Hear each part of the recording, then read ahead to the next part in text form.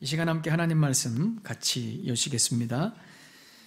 오늘 우리에게 주신 하나님의 말씀은 마태복음 21장 1절에서 11절까지의 말씀입니다. 마태복음 21장 1절에서 11절까지의 말씀, 제 성경으로 신약 35면에 있습니다. 그들이 예루살렘에 가까이 가서 감람산 벳박에 이르렀을 때에 예수께서 두 제자를 보내시며 이르시되 너희는 맞은편 마을로 가라. 그리하면 곧 매인 나귀와 나귀 새끼가 함께 있는 것을 보리니 풀어 내게로 끌고 오라. 만일 누가 무슨 말을 하거든 주가 쓰시겠다 하라. 그리하면 즉시 보내리라 하시니 이는 선지자를 통하여 하신 말씀을 이루려 하심이라.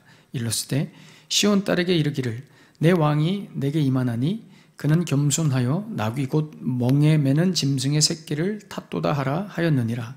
제자들이 가서 예수께서 명하신 대로 하여 나귀와 나귀 새끼를 끌고 와서 자기들의 겉옷을 그 위에 얹음에 예수께서 그 위에 타시니 무리의 대다수는 그들의 겉옷을 길게 펴고 다른 이들은 나뭇가지를 베어 길에 펴고 앞에서 가고 뒤에서 따르는 무리가 소리 높여 이르되 호산나 다윗의 자손이여 찬송하리로다. 주의 이름으로 오시는 이여 가장 높은 곳에서 호산나 하더라. 예수께서 예루살렘에 들어가시니 온 성이 소동하여 이르되 이는 누구냐 하거늘 무리가 이르되 갈릴리 나사렛에서 나온 선지자 예수라 하니라. 아멘.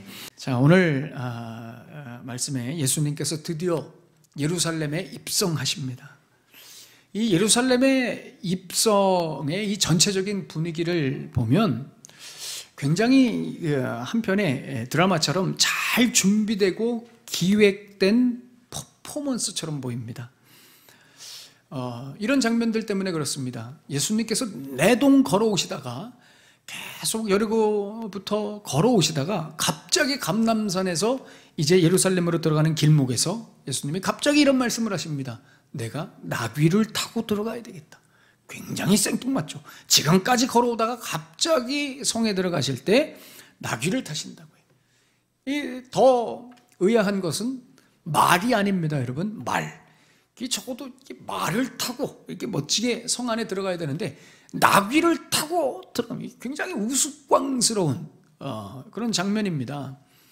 왜냐하면 예수님이 나귀를 타신다는 것은 그 시대 사람들이 생각할 때 이건 좀 아니지 않나 하는 생각입니다. 왜냐? 예수님이시기 때문입니다. 여러분, 예수님은 우리가 생각하는 것보다 그 당시에 굉장한 유명인이었습니다. 전국에서 예수님을 모르는 사람들이 없었죠. 전국구 슈퍼스타였습니다. 그 예수님께서 이 예루살렘에 입성하는데 나귀를 타고 들어가시는 거예요. 누구나 기대하기로는 개선 장군처럼 화려한 말을 타고 그 예루살렘 성에 입성할 줄 알았는데 초라한 새끼 나귀를 타고, 물론 여기서 새끼는 째만한 새끼 나귀가 아니라 어떤 분들은 이거 동물 학대 아니냐 뭐 이런 쓸데없는 소리를 하는데 그렇지 않고요. 다 큰 나귀입니다. 근데 한 번도 타지 않은 나귀이기 때문에 그렇게 표현을 한 것이죠. 그런데 예수님이 나귀를 타고 들어가신대. 비유가 적절할지 모르겠지만 우리나라에서 가장 유명하고 누구나 다 알고 훌륭하신 목사님, 능력과 기적을 보이시고 인격과 성품의 모든 것에 존경받을 만한 그 목사님께서 어느 날 청와대에 초청받으셨는데 이 청와대에 티코를 타고 들어가는 그런 분위기입니다. 여러분, 티코 아시죠? 네, 저 옛날에 그 티코를 타고 다녔는데 저도 제 기록 중에 하나는 티코에 우리 호연이만한 등치를 가진 청년들을 8명을 태운 적이 있습니다. 그 티코에.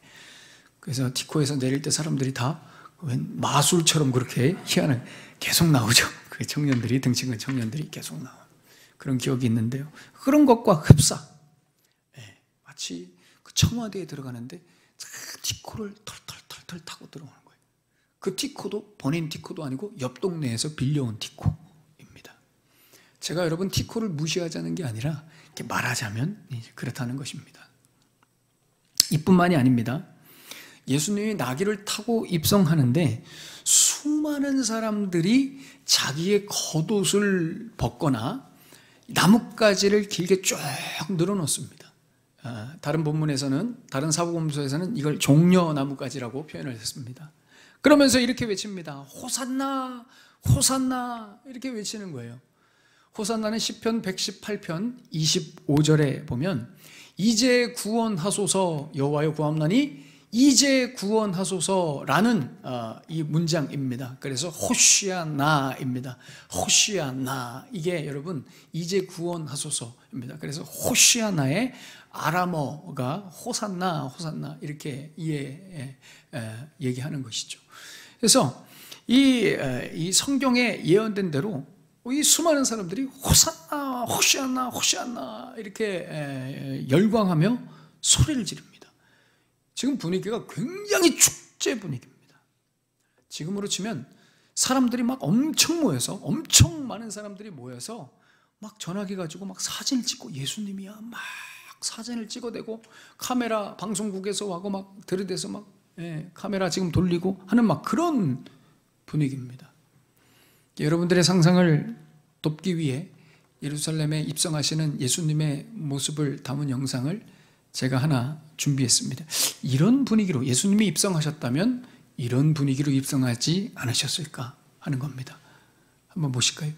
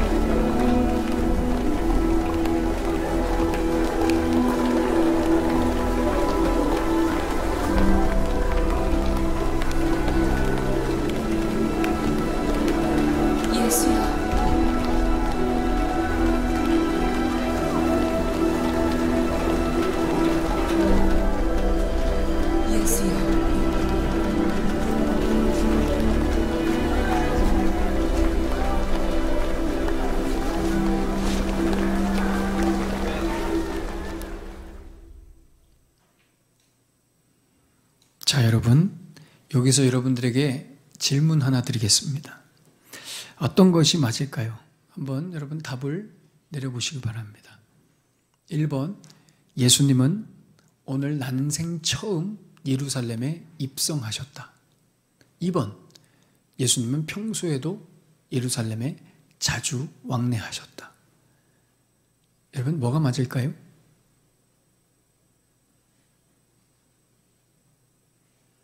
이분은 굉장히 신중하시네. 일부는 답을 그래도 이렇게 여러분 틀렸다고 경찰이 잡아가지 않습니다. 여러분 생각해 보세요. 예수님은 오늘 난생 처음 예루살렘에 입성하셨을까요? 아니면 평소에도 예수님은 예루살렘 성에 자주 왕래하셨을까요? 네? 정답은 2번입니다. 예수님은 평소에도 유월절 되시면 명절을 지키러 예루살렘에 자주 왕래하셨습니다. 그런데 오늘은 왜 이렇게 특별할까요? 왜 이렇게 사람들이 열광할까요? 난리법석일까요? 그렇습니다. 이제 예수님의 날이 일주일밖에 남지 않았습니다. 그러니까 마지막 입성이라는 것이죠. 근데 생각해 보세요. 여러분, 많은 사람들이, 무리들이 예수님이 마지막 입성이라는 것을 알았을까요? 알고 저렇게 준비했을까요? 그렇지 않아요. 이거 아는 분은 예수님밖에 없어요. 오히려 몇 번을 얘기해도 못 알아들었죠, 제자들이. 제자들은 지금 자신들의 성공을 위해서 예수님과 함께 가고 있는 거예요. 사람들도 아무도 몰라요. 근데 지금 평상시에 몇 번씩 들어다녔던 이 예루살렘 입성에 이 수많은 사람들이 막 열광하고 겉옷 벗어 쌓고 막 나뭇가지 막 깔아 쌓고 나귀 구하고 난리도 아니에요. 왜요? 일주일 후면 예수님이 예루살렘에서 처형되시죠. 죽으시죠. 이것을 사람들이 준비한 게 아니라 예수님 편에서 준비하신 겁니다. 예수님의 퍼포먼스를 다 소품들을 동원하셔서 사람들, 군중, 나뭇가지, 나귀, 그죠? 겉옷 다 동원하셔서 예수님이 이런 퍼포먼스를 보이신 겁니다. 그래서 엄밀히 말하면 사람들은 지금 본인들이 무슨 행동을 하는지도 모르고 하는 겁니다. 왜 맞은편 동네 가서 나귀를 끌어와야 되는지, 왜 내가 지금 겉옷을 벗어서 바닥에 깔고 있지? 그런 생각을 하면서 까는 겁니다. 왜 내 입에서 호산나 호산나 이 소리가 나오지? 본인들도 모르게 하고 있는 겁니다. 왜요? 대본에 나와 있으니까요. 시나리오에 다 나와 있습니다. 어떤 시나리오요? 스가랴서 14장 4절에 이렇게 말씀합니다. 그날에 그의 발이 예루살렘 앞 곧 동쪽 감람산에 서실 것이요. 분명하게 대본이, 시나리오가 이미 500~600년 전에 스가랴 선지자의 입에 의해서 대본이 쓰여졌습니다. 또 스가랴서 9장 9절에 이렇게 말씀하죠. 시온에 따라 크게 기뻐할지어다. 예루살렘에 따라 즐거이 부를지어다. 호산나 호산나 하죠. 내 왕이 내게 임하시나니 그는 공의로우시며 구원을 베푸셔서 겸손하여서 나귀를 타시나니 나귀의 작은 것 곧 나귀 새끼니라. 정확하게 예언합니다. 대본이 정확하게 쓰여져 있습니다. 이 대본대로 성취된 것이라고 오늘 본문 5절에서 말씀하는 겁니다. 여러분, 사랑하는 여러분, 하나님의 말씀은 반드시 성취됩니다. 하나님 말씀 반드시 말씀대로 다. 여러분, 성경이 진리인 이유 중에 가장 큰 중요한 이유가 바로 이겁니다. 여러분, 성경은 예언된 대로 다 성취됩니다. 이 땅에 어떤 종교도 예언과 성취가 완벽하게 맞는 종교는, 율법은 없습니다. 성경만이 예언된 대로 반드시 다 성취되었습니다. 이 성취라는 말이 성경에서 굉장히 중요한 키워드입니다. 성취라는 말은 이 세상은, 그리고 우리 각자의 삶, 우리의 인생은 성경에 나와 있는 대로 그대로 이루어진다는 겁니다. 여러분들의 삶, 제 삶이 그렇습니다. 이 세상이 마찬가지입니다. 내가 노력한 대로 내 삶이 만들어지는 것이 아니라 무당과 점쟁이들이 미래를 알려주는 대로, 말한 대로 되는 것이 아니라 모든 것이 성경대로, 말씀대로 된다는 겁니다. 역사가 그렇고 우리 각 개인이 그런 겁니다. 혹시 여러분 중에 미래가 불안한 분들 계십니까? 그래서 솔직하게 연초에 점 보러 가신 분들 계십니까? 여러분, 이게 불안할 거 없습니다. 저와 여러분 그리스도인들의 미래는 이미 정해져 있습니다. 이게 무슨 미래를 불안해 하십니까? 미래는 정해져 있는데. 어떻게 정해져 있느냐? 히브리서 9장 27절에 보면 이렇게 말씀합니다. 한 번 죽는 것은 사람에게 정해진 것이요 그 후에는 심판이 있으리니. 여러분, 이것이 저와 여러분의 미래입니다. 저와 여러분의 미래입니다. 우리는 다 죽고 심판받습니다. 우리의 미래는 여러분 이것밖에 없습니다. 여기서 출발하는 것입니다. 목사님, 그런 거 말고요, 당장 내년이 불안합니다. 당장 다음 달이, 내일이 걱정됩니다. 5년 후, 10년 후 우리 아이들, 우리 자녀들의 미래가 걱정됩니다. 여러분, 그런 미래들로 불안한 이유가 뭔지 아십니까? 오늘 말씀드린 히브리서 9장 27절과 같은 말씀을 무시하기 때문에 그렇습니다. 이 말씀이 나랑 상관없는 말씀이라고 생각합니다. 머리로는 알죠?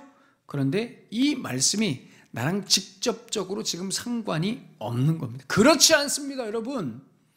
이 말씀이 우리랑 가장 상관 있는 말씀이고 우리의 미래입니다. 내가 죽죠. 언젠가 죽는다. 여러분, 언젠가 죽는 것이 50년 후입니까? 30년 후입니까? 아닙니다. 언젠가는 잠시 후 1시간 후부터 시작되는 겁니다. 지금 당장 후부터도 시작되는 겁니다. 언젠가는 먼 미래가 아닙니다.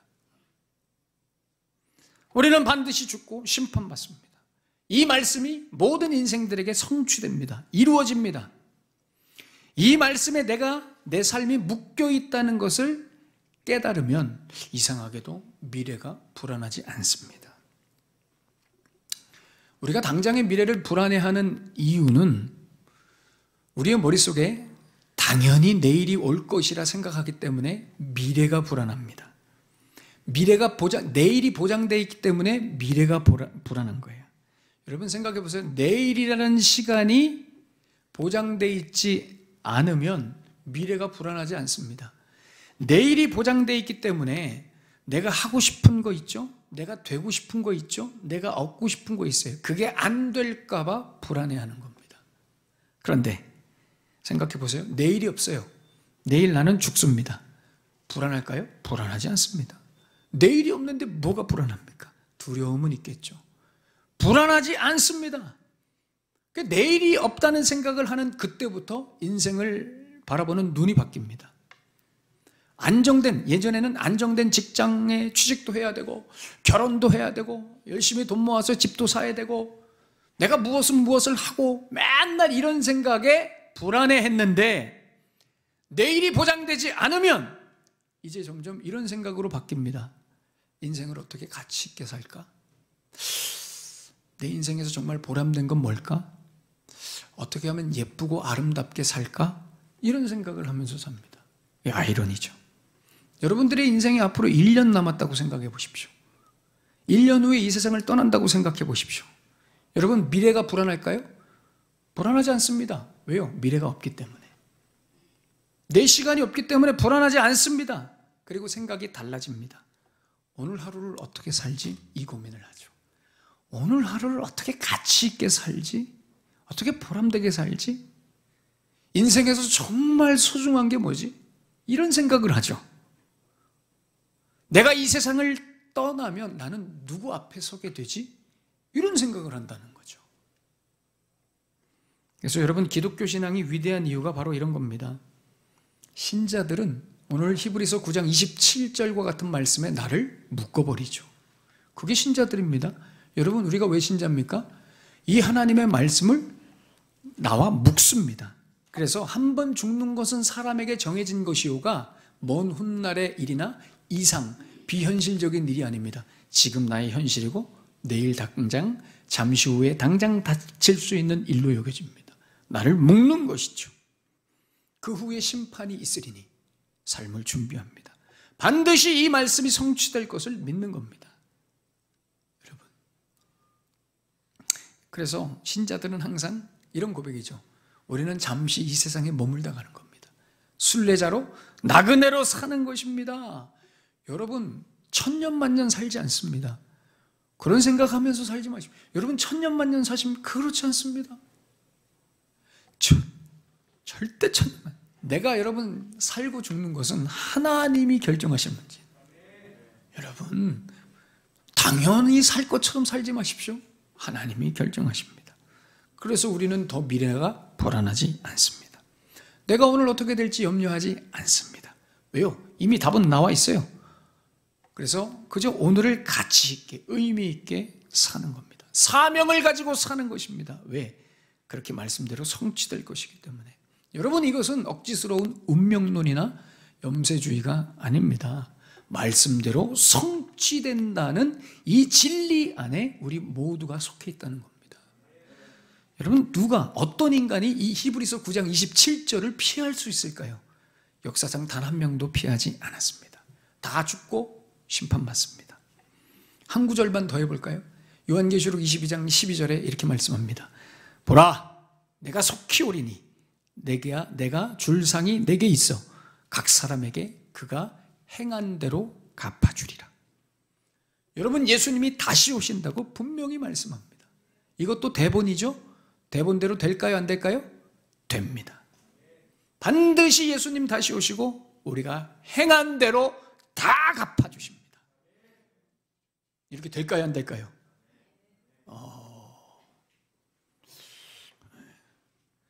어떤 분들은 뭐 될 수도 있고 안 될 수도 있고 그렇게 생각하실 수 있지만 여러분 저는 100% 확신합니다. 예수님 다시 오십니다. 그리고 우리가 행한 대로 다 갚으십니다. 왜냐? 지금까지의 대본과 말씀이 다 성취됐기 때문입니다. 이것도 성취되겠죠. 그래서 저는 이 말씀이 100% 성취될 것을 확신하기 때문에 오늘도 이렇게 살아갑니다. 사명을 가지고 목사로 여러분들을 위해 기도하며 섬기며 살아갑니다. 여러분들도 그렇게 사셔야 됩니다. 예수님의 다시 오심을 생각하면서 사셔야 됩니다. 저는 제 미래가 어떻게 될지, 우리 애들의 미래가 어떻게 될지 전혀 불안하지 않습니다. 전혀 불안하지 않습니다. 하나님이 살게 하시면, 하나님이 기회를 주셔서 살게 하시면 하나님이 각 인생들을, 우리 자녀들의 인생들도 그렇게 인도하실 거라고 저는 믿습니다. 제 인생도 마찬가지예요. 사랑하는 여러분, 반드시 말씀은 그대로 성취되고 이루어집니다. 이 말씀 앞에 여러분들을 묻고 살아가게 되시기를 축원합니다. 예수님이 오늘 밤에 오신다 생각하시고 사십시오.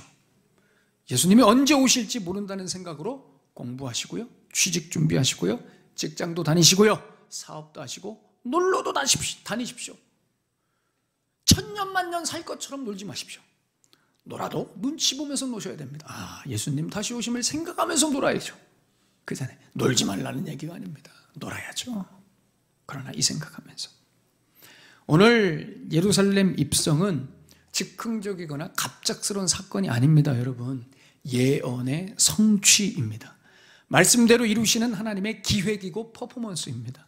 말씀대로 다 된다는 거죠. 믿음이란 이런 것입니다, 여러분. 예언은 그대로 성취되고 앞으로도 그대로 성취될 것을 믿는 것이 믿음입니다. 이 믿음을 가지셔야 됩니다. 이스라엘 성지순례 가면 꼭 이 사진 찍는 그 장소가 있습니다. 그게 어디냐? 바로 여기입니다. 이스라엘 성지순례 가면 다 여기서 사진 찍죠. 여기가 여러분 어딜까요? 저 이제 가운데 황금돔, 저기가 무슨 예루살렘의 성전의 중심이라고 생각하는 분 계신데 저기는 이슬람 사원입니다. 저 황금돔은 여러분 오해하시면 안 됩니다. 예, 다 여기서 사진을 찍죠. 여기가 그 성전 동편입니다. 그러니까 지금 성전 동편에서 지금 사진을 찍고 있으니까, 언덕 위에서 사진을 찍고 있으니까 지금 사진 찍는 이 자리는 어떤 자리입니까? 오늘 본문에 의하면 감람산인 겁니다. 감람산에서 이렇게 내려가서 이제 성전으로 들어가는 거예요. 다 여기서 사진 찍는 겁니다. 그래서 저도 한 방 박아봤습니다. 예, 접니다. 누구지? 예, 살이 좀 이렇게, 예, 저 때는. 예.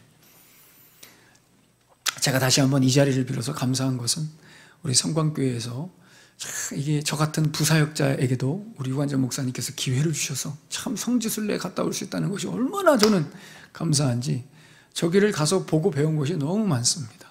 너무. 근데 한 가지 아쉬운 것은 제가 너무 정신없이 쫓아다니기만 해가지고 자세히 못 봤다는 겁니다.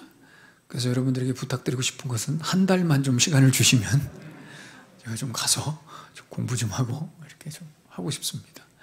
예, 저기서 제가 사진을 찍었죠. 자, 여러분, 이 사진에서, 그러니까 예수님도 이 장면을 봤을 겁니다. 이 사진에서 정말 중요한 것이 있습니다. 뭐냐면 그 다음 사진에 보시면, 자, 빨간색 동그라미입니다.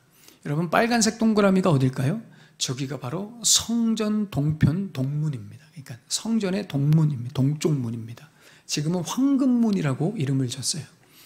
저 황금문 동문인데 저쪽으로, 저 문으로 예수님이 들어가셨을 거라고 추정하고 있습니다. 자, 제가 그런데 그 앞에 파란색 이렇게 많이 해놨죠. 저 파란색은 뭘까요? 저 다 무덤입니다. 다 무덤. 왜 저렇게 무덤으로 해놨는가? 제가 지금부터 설명해 드리겠습니다. 황금문을 이렇게 보시면, 자, 이렇게 생겼습니다. 저 황금문, 저 문 동문으로 예수님이 입성하셨어요, 옛날에. 자, 그런데 여러분 한번 보세요. 이 문이 예수님 당시에 입성하셨던 문일까요? 그렇지 않습니다. 이 문은 16세기에 이 오스만 제국의 왕이 다시 만든 문입니다. 이 오스만 제국의 이 슐레이만이라고 하는 이 왕이 다시 만들었어요. 그런데 문을 만들었는데 어떻게 만들었어요? 들어갈 수 있게 만들었어요? 아닙니다. 자세히 보시면 문을 다 돌로 막아놨습니다. 문에 여기 문이 있었다, 이런 문이 있다라고만 표시하는 거예요. 문을 다 막아놨습니다. 왜 막아놨냐? 여러분, 유대인들은 아직도 메시아가 안 왔죠. 근데 유대인들 생각에 메시아가 이제 오면 메시아는 어디로 들어온다? 이 문을 통해서 들어온다는 거예요. 유대인들 생각은 메시아가 오면 이 문으로 온다는 생각을 가지고 막 기대하고 있습니다. 그래서 이 오스만 제국 사람들은 무슬림들이잖아요. 이 왕이 무슬림이거든요. 절대 그 싹을 잘라버려야 돼. 그 소망을, 그 기대를 잘라버리기 위해서 아예 문을 돌로 막아버린 겁니다. 왜요? 메시아가 오면 안 돼요. 왜냐하면 이슬람에서는 메시아가 이미 왔잖아요. 자기네들 선지자가 왔단 말이에요. 다시 오면 안 되는 거예요. 그래서 문을 완전히 막아버리고 그 앞에 무덤을 잔뜩 해놨죠. 지뢰처럼. 왜? 못 들어오게. 메시아가 오면 저 부정탄 시체들을 밟고 들어와야 되니까 못 들어온단 말이에요. 그래서 잔뜩 거기에 무덤을 해놓은 겁니다. 참 이 어처구니 없는 그런 장면이에요. 근데 여러분, 이것도 성경에 다 예언된 대로 성취된 거 아십니까? 에스겔 44장 1절에서 2절에 이렇게 말씀합니다. 보세요. 그가 나를 데리고 성소의 동쪽을 향한 바깥문에 들어오시니 그 문이 닫혔더라. 여호와께서 내게 이르시되 이 문은 닫고 다시 열지 못할지니 아무도 그리로 들어오지 못할 것은 이스라엘 하나님 나 여호와가 그리로 들어왔음이라. 그러므로 닫아둘지니라. 여러분, 슐레이만이 이 문을 닫은 게 아닙니다. 말씀에서 예언한 대로 문이 닫힌 겁니다. 여기 보시면은 나 여호와가 그리로 들어왔음이라. 예수님의 입성을 예언한 겁니다. 예수님이 입성하고 문이 닫힌 겁니다. 언젠가 열리겠죠? 예수님이 다시 오시면 이 문이 열릴 것입니다. 예, 말씀이 다 하나하나 성취되는 것이죠. 그래서 여러분, 유대인들은 아직도 메시아를 기다립니다. 자신을 통치해 줄 왕을 기다리죠. 이 메시아가 이 문으로 입성할 거라고 믿습니다. 그리고 무슬림들은 이미 자신들의 메시아가 왔기 때문에 유대인들의 메시아가 올까봐, 입성할까봐 문을 닫아 완전히 앞에 무덤. 이게 얼마나 여러분 우스꽝스럽습니까?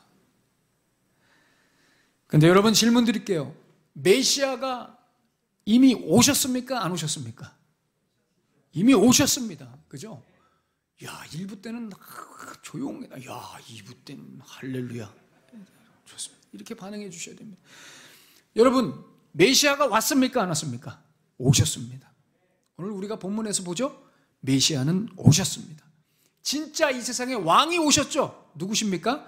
예수님이십니다. 근데 왜 사람들은, 유대인들은 아직도 메시아를 기다릴까요? 그렇습니다. 자기네들이 기대했던 메시아가 아니었어요. 본인들이 원했던 왕이 아니었던 겁니다.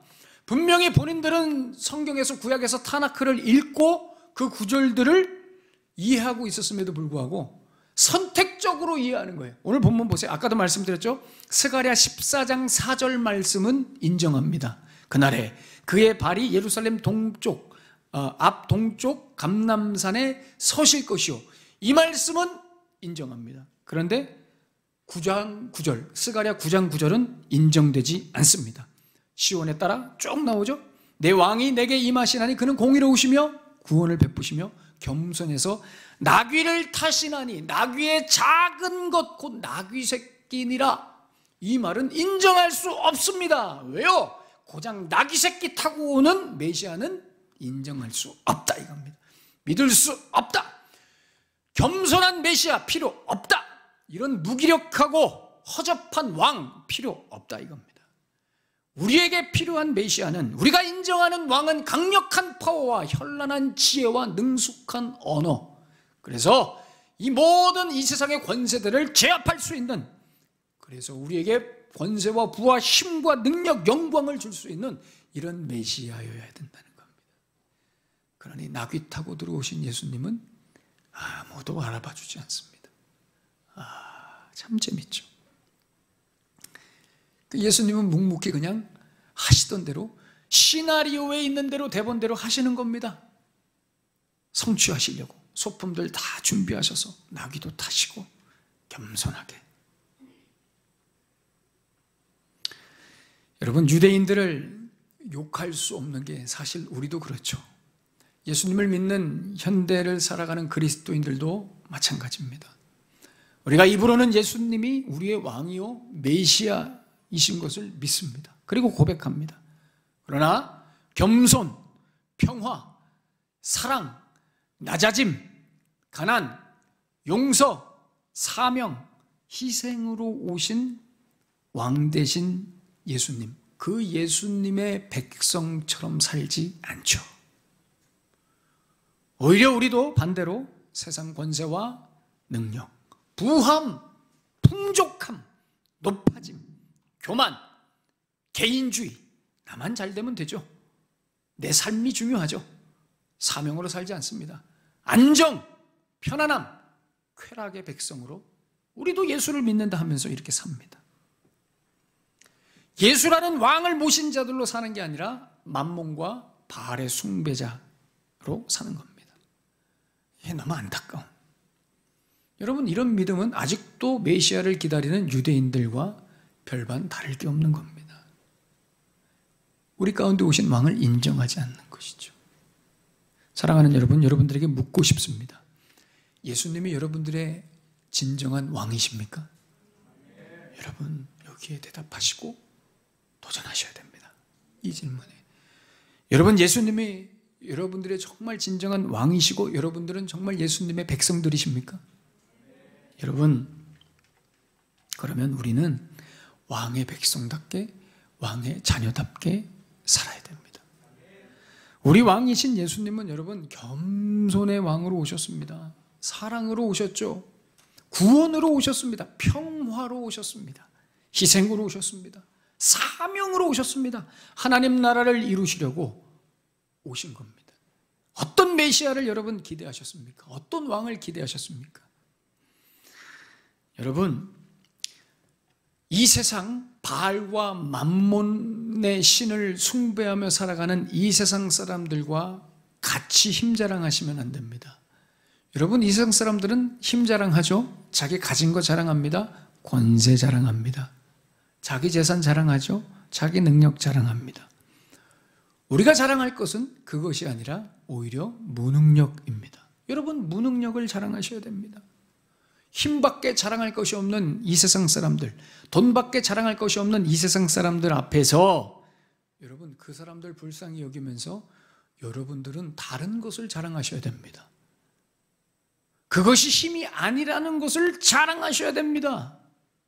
그런데 같이 자랑하다가 상처받고 돌아서죠. 왜요? 내가 좀 약하니까. 나도 저렇게 되고 싶은데. 그러니 자꾸 이 바알 백성들이, 이 세상 사람들이 주의 백성들을 놀립니다. 그죠? 여러분, 세상 사람들이 자꾸 우리 앞에서 자랑하는 이유가 뭐예요? 우리가 반응하니까 그런 겁니다. 재미 들려서 그렇죠. 우리 둘째가 셋째한테 자꾸 놀려요. 왜요? 반응하니까.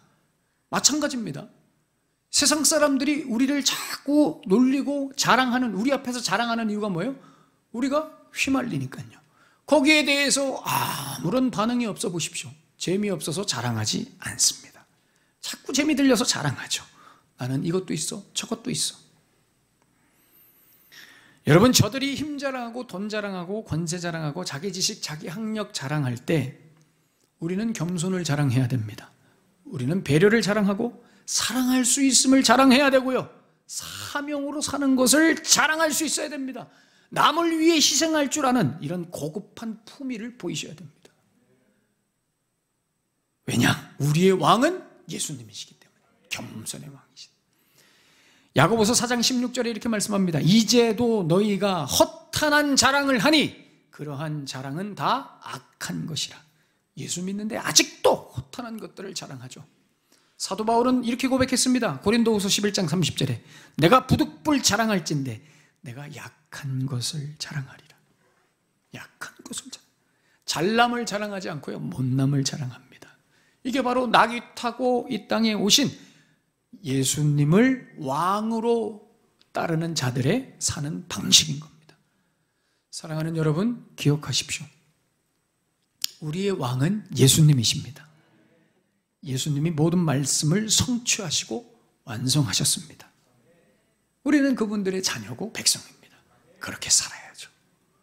여러분, 이제 다 성취됐는데 하나만 남았습니다. 뭐가 남았을까요? 아까 말씀드린 대로 계시록 22장의 12절의 말씀, 보라 내가 속히 오리니. 이것만 남았습니다. 여러분, 이거 성취될까요? 안 될까요? 반드시 성취됩니다. 반드시 성취됩니다. 여러분, 어떻게 사시겠습니까, 여러분? 반드시 이 말씀이 성취되면 예수님 속히 오신단 말이죠. 다 성취됐습니다. 다시 오실 예수님을 준비하시는 삶이 되시기를 축복합니다. 왕의 자녀답게 사십시오. 여러분들의 무기가 뭔지 다시 한번 돌아보십시오. 휩쓸려 다니지 마십시오. 허탄한 것들 자랑하지 마십시오. 오늘 겸손의 왕으로 오신 그 예수님을 바라보시고 그 예수님과 같이 따라가십시오. 하나님께서 여러분들이 행한 대로 다 갚아주실 것입니다. 기도하겠습니다. 오늘 주신 말씀 가슴에 품으시면서 우리 간절한 마음으로 마음을 쏟으며 기도하십시다. 나는 겸손의 왕으로 오신 예수님의 백성 자녀로 살고 있는지, 내 왕은 예수님인지 아니면 바알인지 만몬인지, 겸손의 왕으로 오신 예수님 자녀라 말하면서 여전히 나는 내가 가진 것 자랑하고 내 지식 자랑하고 내 권세 자랑하고. 여러분, 이게 그리스도인들이 자랑할 겁니까? 이게 어떻게 자랑이 됩니까? 하나님이 주셨다면 사명으로 여기십시오. 우리의 왕은 나귀 타고 오신 예수님이십니다. 예수님을 주목하십시오.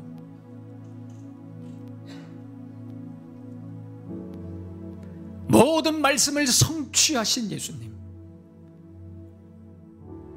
이제 마지막 성취가 되시기 위해서 다시 오실 우리의 왕 되신 예수님, 그 예수님을 바라보십시오. 왕의 자녀답게 사십시오. 하나님, 그렇게 살겠습니다. 다시 도전하겠습니다. 남아있는 내 생애, 내 삶 주님 앞에 드리겠습니다. 주님의 다시 오심을 예비하는 우리 원흥성광교회 성도들, 우리 교회 공동체가 되겠습니다. 주님 사용하여 주시옵소서. 우리 간절한 마음으로 주신 말씀 가슴에 품으시면서 우리 뜨겁게 기도하며 나아가겠습니다. 오 하나님, 주님,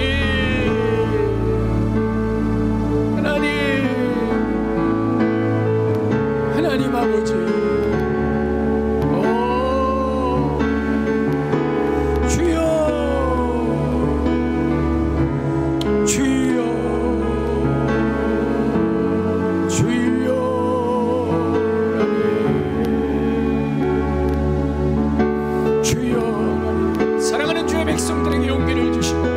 세상 쫓아가지 않게 하시고, 하나님, 내 인생의 목적과 가치가 무엇이냐, 다시 한번 도전합니다. 결단합니다. 하나님 아버지, 나귀 타고 오신 겸손의 왕, 주님 감사합니다.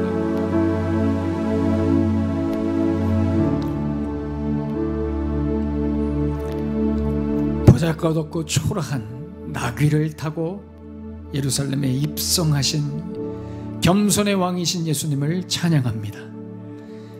하나님, 믿음으로 선포합니다. 나의 왕은 오직 예수님이십니다. 이제 그 예수님을 쫓아 믿음으로 살겠습니다. 하나님, 사랑하는 주의 백성들, 지치고 쓰러질 때마다 그 손을 붙들어 주십시오. 위로해 주십시오. 다시 능력으로 채워주시고 그 십자가에 피 묻은 손으로 등을 두드려 주십시오. 손잡고 일어서게 해주십시오. 우리가 어떤 존재이며 누구를 왕으로 모시며 살아가는 존재인지를 다시 확인하여서 주님 다시 오심을 예비하는 기름을 준비한 신부처럼 아름답고 멋진 삶 살아가게 하여 주시옵소서. 예수님의 이름으로 축복하며 기도하옵나이다. 아멘.